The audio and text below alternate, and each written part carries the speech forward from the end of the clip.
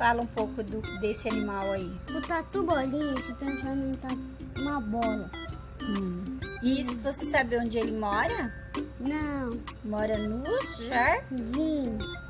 A gente tá em um jardim. Ele vive embaixo da Terra.